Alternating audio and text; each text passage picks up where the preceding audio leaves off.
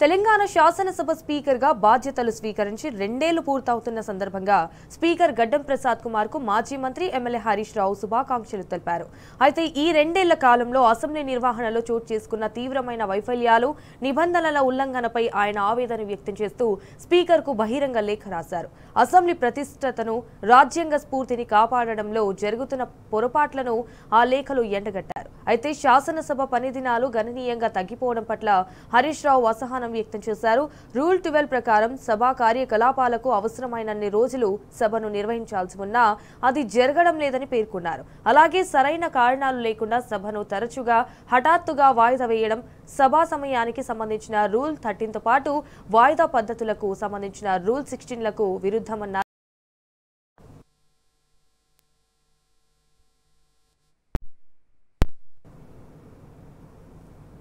ఇక సభలో ప్రజా సమస్యలపై ప్రభుత్వాన్ని నిలదీసేందుకు సభ్యులకు ఉన్న ప్రధాన క్వశ్చన్ అవర్, జీరో అవర్ నిర్వహణలో నిబంధనలను ఉల్లంఘిస్తున్నారని హరీష్ రావు ఆవేదన వ్యక్తం చేశారు. సో ముఖ్యంగా రూల్స్ 38 నుంచి 52, అదేవిధంగా రూల్స్ 53 నుంచి ఇక 62 వరకు ఉన్న నిబంధనలను పాటించడం లేదని అన్నారు.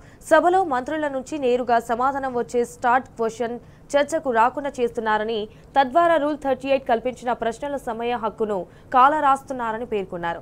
ఒక ప్రశ్నకు సంబంధించి లోతుగా చర్చించేందుకు, ప్రభుత్వం నుండి స్పష్టత తీసుకునేందుకు సభ్యులకు ఉండే సప్లిమెంటరీ క్వశ్చన్స్ అవకాశాన్ని నిరాకరించడం, కుదించడం రూల్ 50 ప్రధాన ఉద్దేశానికి నిఘాతం కలిగించడమేనని అన్నారు. అయితే ప్రజా సమస్యలను తక్షణమే ప్రస్తావించే జీరో హవర్ను కూడా ప్రతిసారి కుదించడం సభా హక్కులను దెబ్బతీయడమేనని హరీష్ రావు లేఖలో స్పష్టం చేశారు.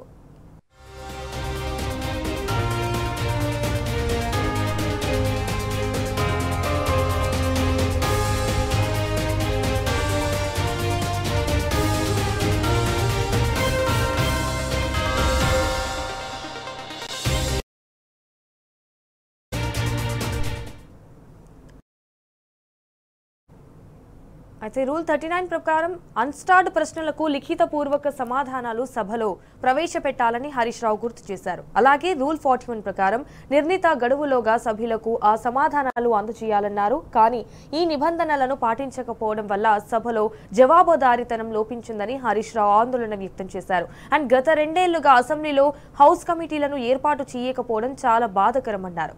అసెంబ్లీ నిబంధనల ప్రకారం కమిటీలను ఆ పని చేయడం లేదన్నారు.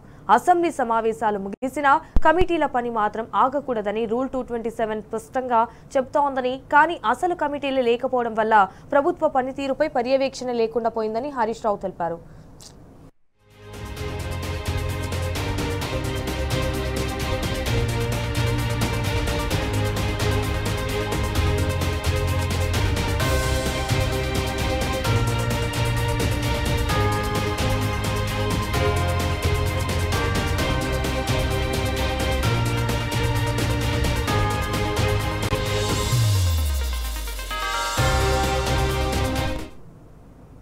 ఎస్టిమేట్స్ కమిటీ చైర్మన్ రాజీనామా చేసినప్పటికీ ఆ కమిటీని తిరిగి ఏర్పాటు చేయలేదని హరీష్ రావు గుర్తు చేశారు.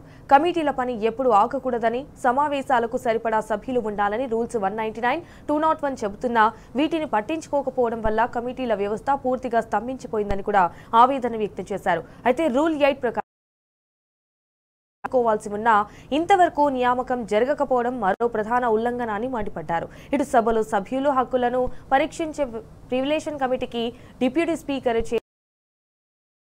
ఆ పదవి ఖాళీగా ఉండటం వల్ల కమిటీ పూర్తిగా నిర్వీర్యం అయిపోయిందన్నారు. ఫలితంగా సభ్యుల హక్కుల ఉల్లంఘనకు సంబంధించిన అనేక ఫిర్యాదులు పరిష్కారం కాకుండా పెండింగ్ లో ఉన్నాయని, ఇది రూల్ 256, 257లకు విరుద్ధమని హరీష్ రావు స్పష్టం చేశారు.